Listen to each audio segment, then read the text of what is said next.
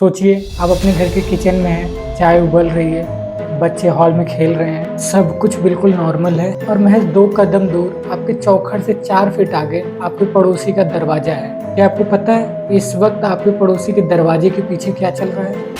ढाका का पलाबी इलाका। एक आम सुबह एक माँ बेडरूम से बाहर आती है ये देखने के लिए कि उसके बच्चे स्कूल जाने के लिए तैयार हुए या नहीं, पर डाइनिंग टेबल पर उसकी बच्ची नहीं थी, वो घर से गायब हो चुकी थी। और जब उसे ढूंढते हुए वो बाहर आती है तो पड़ोसी के फ्लैट के आगे उसके बच्चे की सैंडल मिलती है। आज हम बात करें 8 साल की बच्ची रमीसा अख्तर की, एक ऐसी सच्ची और खौफनाक दास्तां जो हमें ये सोचने पर मजबूर करती है, क्या वाकई हम अपने पड़ोसियों को जानते हैं?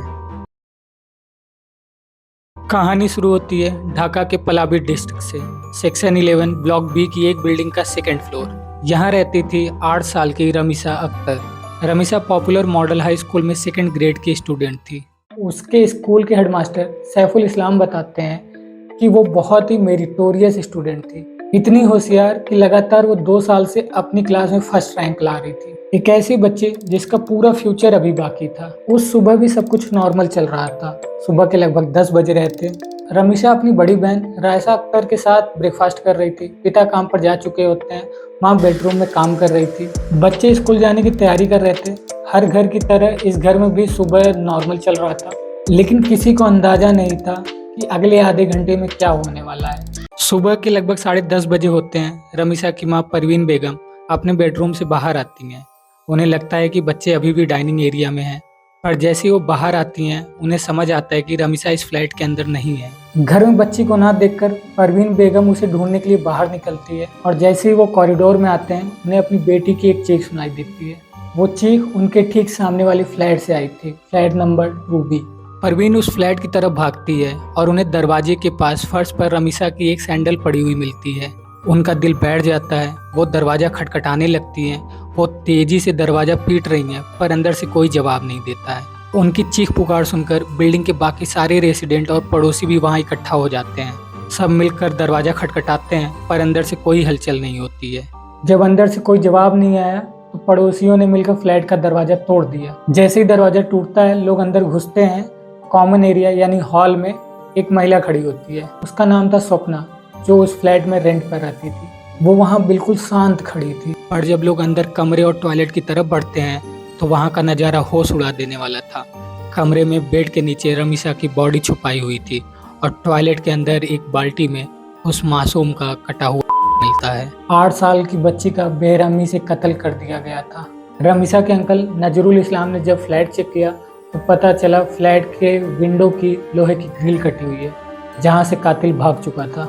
पुलिस मौके पर पहुंचती है और स्वप्ना को कस्टडी में ले लेती है। इंटेरोगेशन में स्वप्ना एक अजीब क्लेम करती है। वो कहती है, मैंने स्लीपिंग पिल्स खाई हुई थी, मुझे कुछ होश नहीं था, मैं बेहोश थी, मुझे नहीं पता मेरे रूम में क्या हो रहा था, मेरे फ्लैट में क्या हो रहा था। पर रमीसा के परिवार का सीधा आरोप था कि स्वप्ना झूठ बोल रही है। उसने जानबूझकर दरवाजा बंद रखा ताकि एक माँ दरवाजे के बाहर खड़ी होकर तड़पती रहे और उसका पति लोहे की ग्रिल काट कर भाग सके। पुलिस उस फ्लैट का बैकग्राउंड चेक करती है।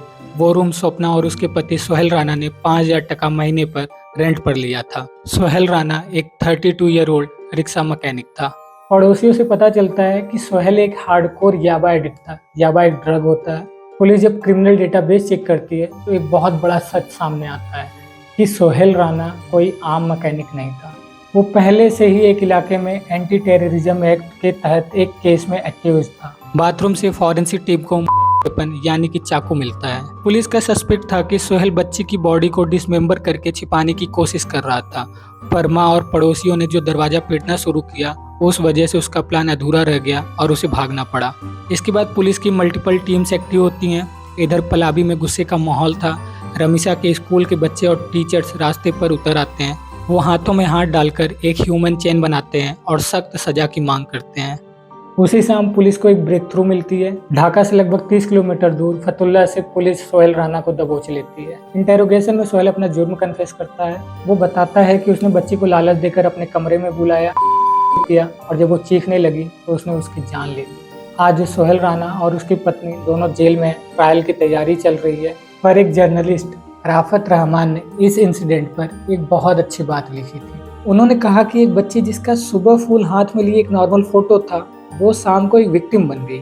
ये हमारी सोसाइटी की बहुत बड़ी नाकामी है दोस्तों कि एक बच्ची अपने फ्लैट से 2 कदम दूर, अपने पड़ोसी के यहाँ, अपने घर से 2 कदम दूर, 4 कदम दूर भी सेफ नहीं है। एक बच्ची सेफ नहीं है तो बड़े बुजुर्ग क्या ही सेफ होंगे। एक माँ दरवाजा पीट रही थी और अंदर एक बच्ची की आवाज को हमेशा के लिए दबा दिया गया। आपको क्या लगता है गाइज, ऐसे दरिंदों को क्या सजा मिलनी चाहिए? कमेंट देकर अपनी राय जरूर बताएं। मिलते हैं नेक्स्ट वीडियो में, तब तक के लिए सेफ रहें, ध्यान रखें। Bye bye, take care.